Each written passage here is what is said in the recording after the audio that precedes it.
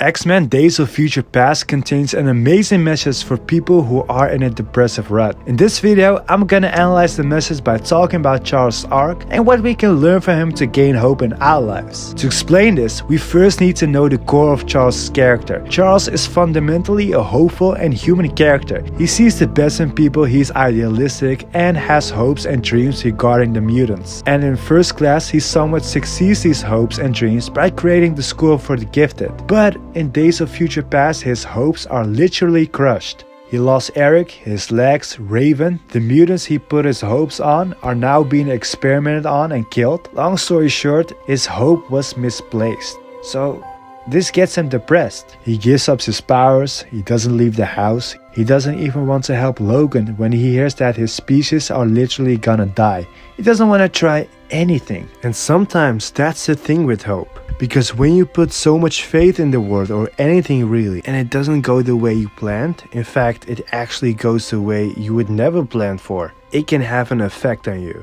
Why would Charles even care anymore? If all you do is keep losing, what's the point in even trying? Of course he's not gonna help Logan, even if it means his species is dying. Adding the fact his telepathic powers are too much for him to handle. He literally cannot feel the pain of other mutants anymore. He used to be able to bear the pain because he knew there was a positive side to it. But now it's too much for him to handle and all he feels is adversity from other people. Adversity with no outlook or hope. And mostly it reminds him of his own adversity. On par with Spider-Man 2, I think it's one of the most realistic depictions of a broken hero. The thing that makes his arc so resonating is the fact that Charles gets upset about things we also get upset about, even though it's in the context of mutants. He loses the person who has been a sister to him, and it hurts us when we lose the people close to us. Because in general, whenever we put faith into things, whether that's a friendship, a goal you want to achieve, success, hoping for things to go right, and we actually get the opposite results, it doesn't feel too good at all. And what happens next is that, like Charles, we also get emotionally exhausted from all the disappointments, which makes us ask, why even try? Why try if everything just brings so much pain?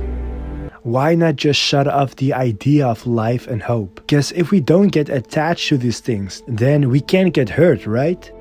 However, at some point Charles does get hurt. After Charles tries to use Cerebro, he can't actually make it work. So he gets advice from future Charles, who is a bit wiser than him. Because even though the mentality I just described may feel rational, it's not actually the right mentality. He gets to talk to the future version of him, and he tells him something very wise. Look at what he says here. It's the greatest gift we have, to bear their pain without breaking.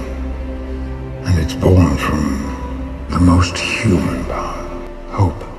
Charles, we need you to hope again.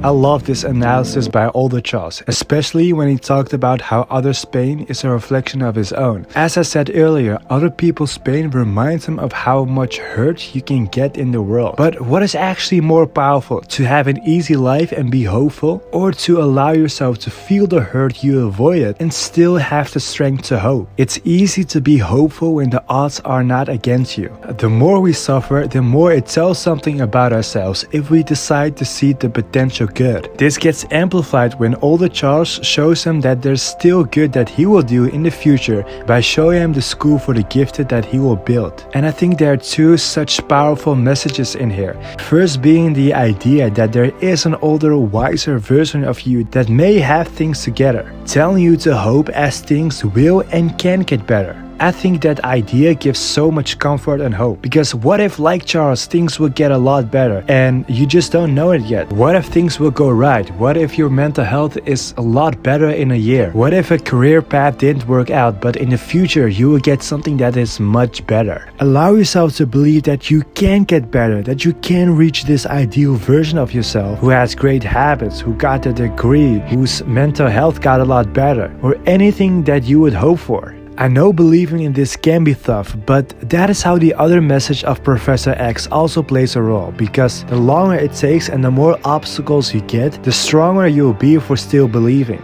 The more pain you can bear without breaking, the greater it is to persevere. And I don't know about you guys, but it feels very validating to me to think that I'm strong. That being said, I do have to be honest, on some areas of my life I also like to keep my expectations low, and these are areas I don't always have the strongest control over, like YouTube. I can try my best to create good videos, I can try my best to create enticing thumbnails. At the end of the day, the algorithm still is the boss. I'm interested in your take though. Do you rather keep your expectations low to avoid being disappointed, or do you like to hope? Drop it in the comments. One thing I like to be hopeful about is growing my YouTube channel, like I just said. And if you want to reward my hope, I would really appreciate it if you would drop a like and comment, as that would boost the algorithm. If you don't do that, then I'll become like Charles in the movie again.